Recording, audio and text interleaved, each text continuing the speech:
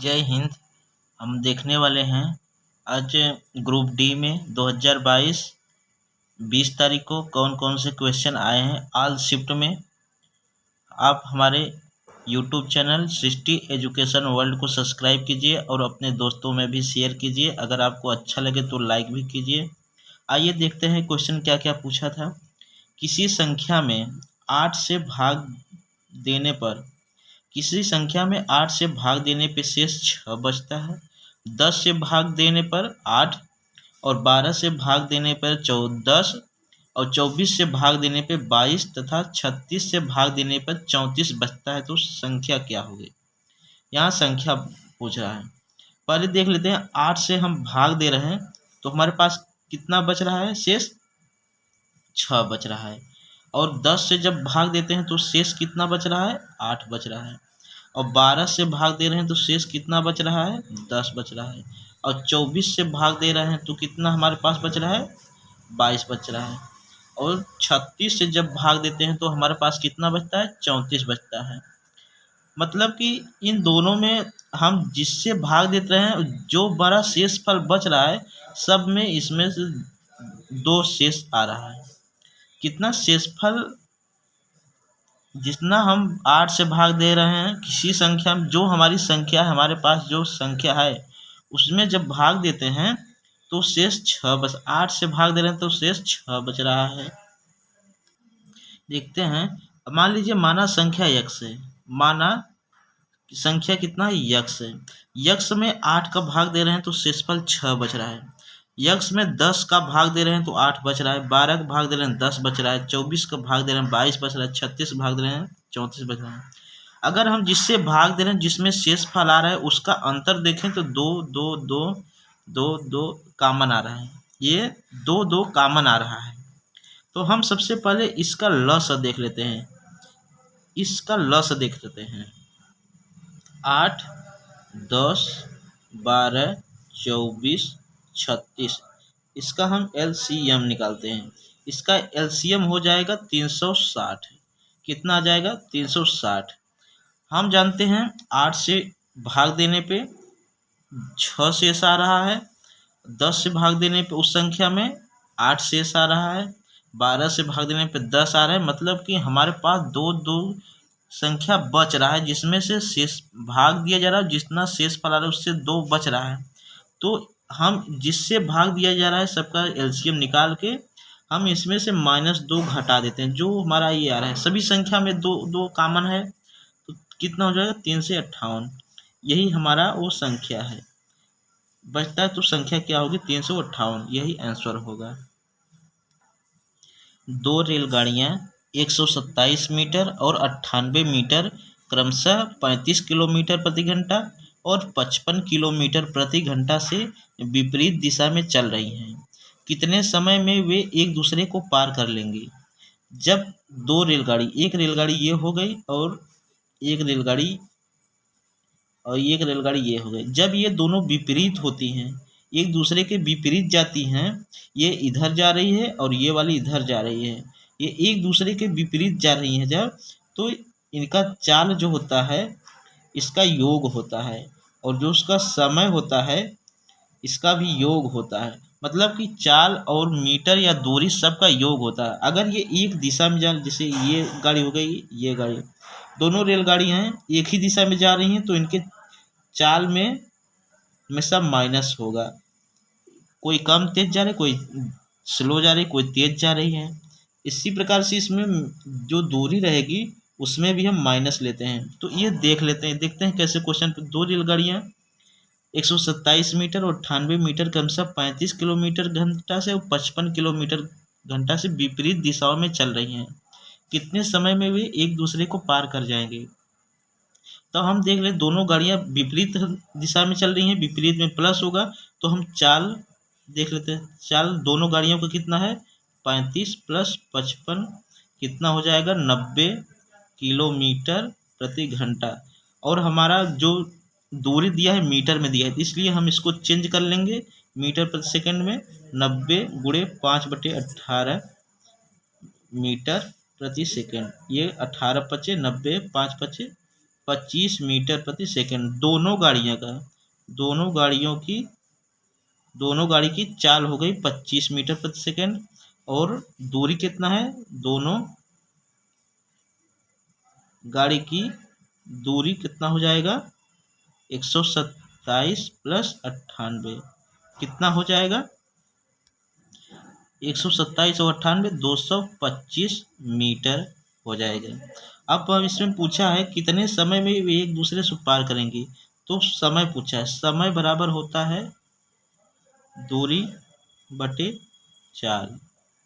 दूरी कितना हो जाएगा, 225 मीटर, और चाल कितना है, 25 मीटर प्रति सेकंड। ये मीटर से कच्चा 25 कितना हो जाएगा, 25 छक्का 150, 25 अट्ठे 200, 25 चौका 100 होता, 25 अट्ठे 200, कितना आ जाएगा, 9 सेकंड। कितना आ जाएगा, 9 सेकंड। समय कितना होगा, 9 सेकंड। यही हमारा आंसर होगा। अब ये देखते हैं 4a² plus 4ab plus b² का वर्गमूल कितनी है। ये ऑप्शन दिया हुआ था, इसमें वर्गमूल कितना है, 4a² plus 4ab plus b²। हम गुणा और भाग हम इसमें कितना भी इसमें और इसमें जोड़ घटाना करेंगे, 4ab आना चाहिए, चाहे हम जोड़ें चाहे घटाएं, हमारा बीच वाला इतना ही आना, 4ab आना चाहिए। और गुणा करने पे 4a² और b² रखना चाहिए। तो कितना हम जोड़ घटा दें इसमें, 4a² plus 2ab plus 2ab plus b²। अगर हम दो खंड कर दिए, अगर इसमें जोड़ेंगे तो 4ab हो जाएगा, और 4a² और b², ये इसका गुणा करने पर भी बराबर आना चाहिए, और जोड़ घटाने पर भी ये बीच वाला बराबर आना चाहिए। तो इसमें कॉमन क्या है, 2a कॉमन है, तो क्या बचेगा, 2a बचेगा, क्योंकि a² है तो 2 आगे ले लिए, बचा क्या, b बचा। फिर प्लस इसमें क्या कॉमन है, इसमें b कॉमन है, तो क्या बचेगा, 2a प्लस b बचेगा। अब इन दोनों में कॉमन क्या है, 2a प्लस b कॉमन है, इसमें 2a प्लस b। ये हमारे दो वर्गमूल हो गए। इसमें से कौन संतुष्ट कर रहा है, 2a प्लस b, ये a नंबर। आगे क्वेश्चन देखते हैं। कोई बस किसी स्थान से दोपहर 12:25 बजे निकली है।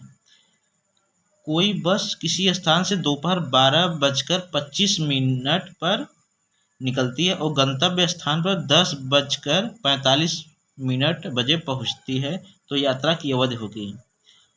ये दोपहर कब निकली, 12:25 पे दोपहर। अब यहाँ पे गया, यहाँ बज गया 12 बजा, 12:25 पे, मान लीजिए यहाँ पे 12:25, क्योंकि रात में एक बार फिर 12 बजेगा। दोपहर 12:25 से निकला है, तो 12:25 में कितना हो गया, 12 घंटा हो गया।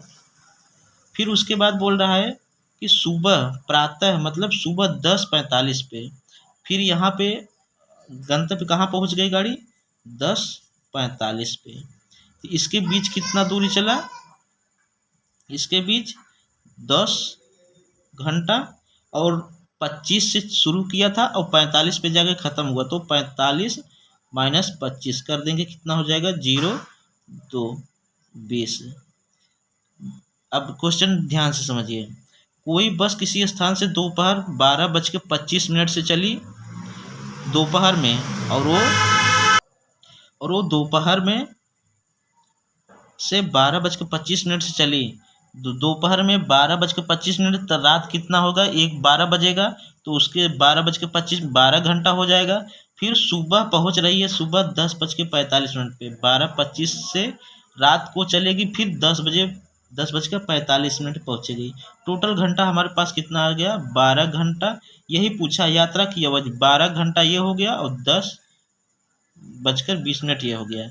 ये घंटा है, ये भी घंटा, तो क्या हो जाएगा, 22:20 22:20 ये इतना घंटा होगा। 22 घंटा, सॉरी ये बच कर नहीं, ये 22 घंटा 20 मिनट होगा। 22 घंटा 20 मिनट इसका आंसर होगा। 900 रुपये का 6% की दर से कितने समय का साधारण ब्याज उतना ही होगा जितना 540 रुपये का 5% वार्षिक दर से 4 वर्ष में होगा। हम जानते हैं साधारण ब्याज सिंपल इंटरेस्ट SI बराबर होता है मूलधन गुणे दर गुणे मूलधन को क्या बोलते हैं P, और दर को रेट को R बोलते हैं, और टाइम को T बोलते हैं, बटे 100। और दिया है इसमें मूलधन दिया है, दर दिया है, और समय पूछ रहा है। और उतना ही साधारण ब्याज के लिए, मतलब साधारण ब्याज बराबर है तो क्या हो जाएगा, ये P1 R1 T1 हो जाएगा, और ये क्या हो जाएगा P2 R2 T2 बटे 100। तो रख देंगे P1 का मान क्या दिया है 900, गुणे R1 का मान क्या है क्या दिया है 6, और कितने दर से T1 पूछा है बटे 100।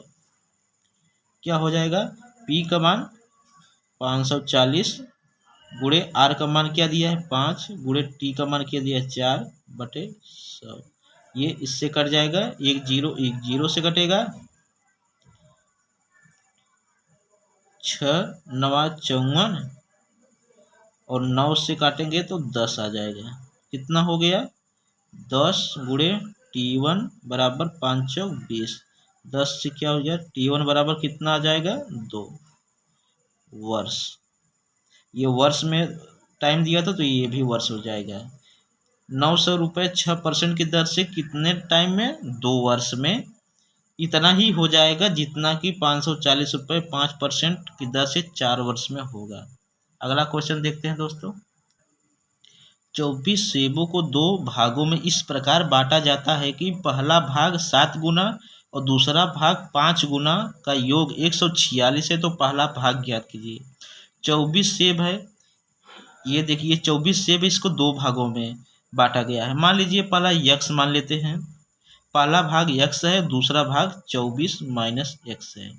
अब इसका बोला है कि पहला भाग का 7 गुना, इसका 7 गुना, और दूसरे भाग का 5 गुना, इसका 5 गुना का योग कर दें, कितने बराबर है 146 के बराबर है। देख लेते हैं 7x प्लस 5 का गुणा करेंगे कितना हो जाएगा 5 चौक 20, 2 5 दूनी 10, 2 12, 120 माइनस 5 का गुणा 5x आ जाएगा, कितना आ जाएगा 146।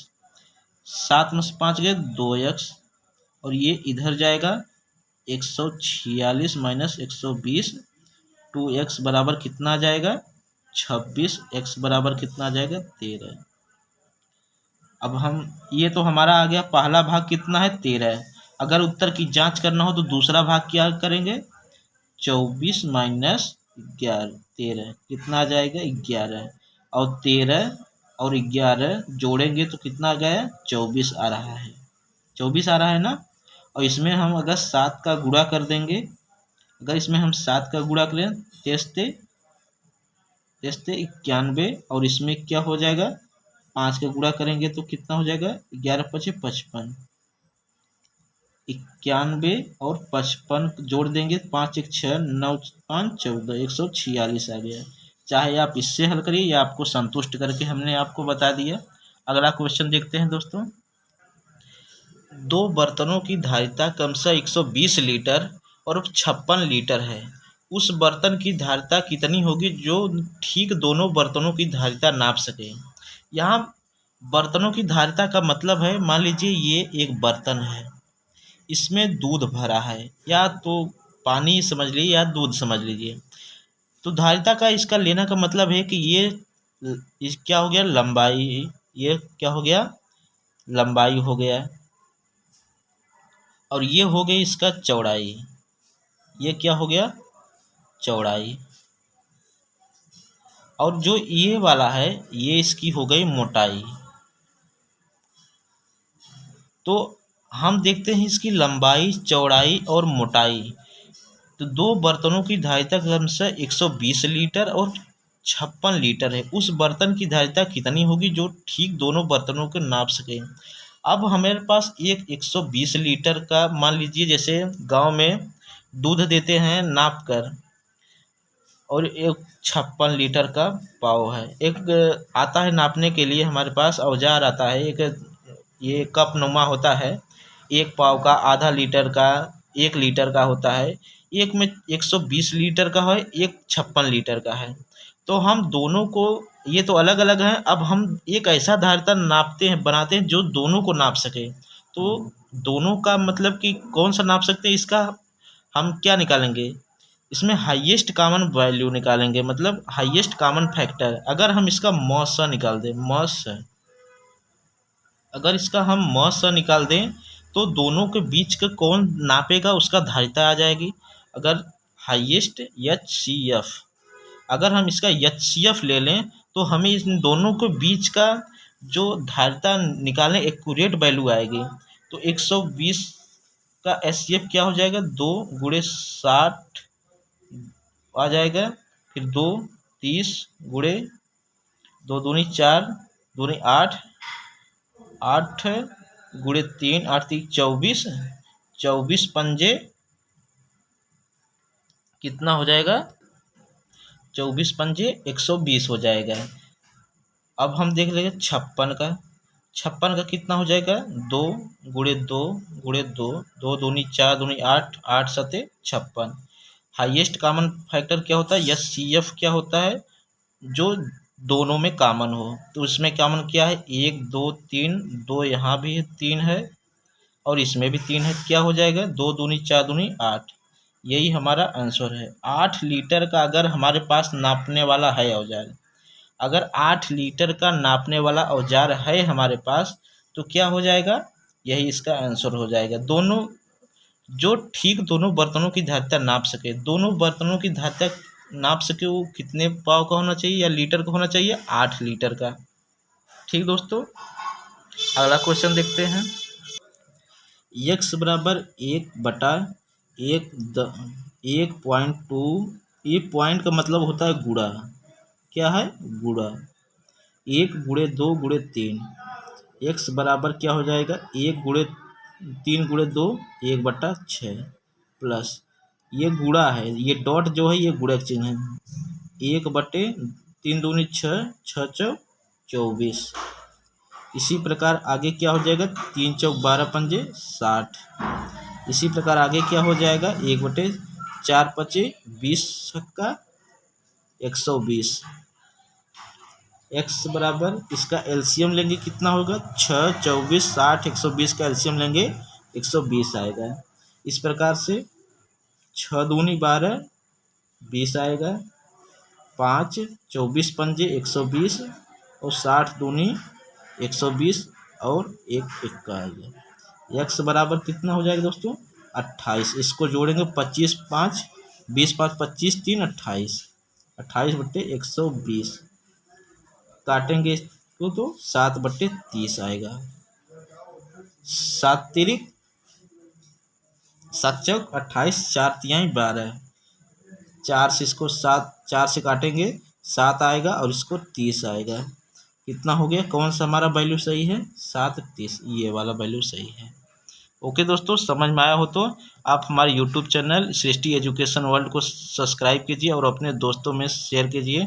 थैंक यू, धन्यवाद, जय हिंद।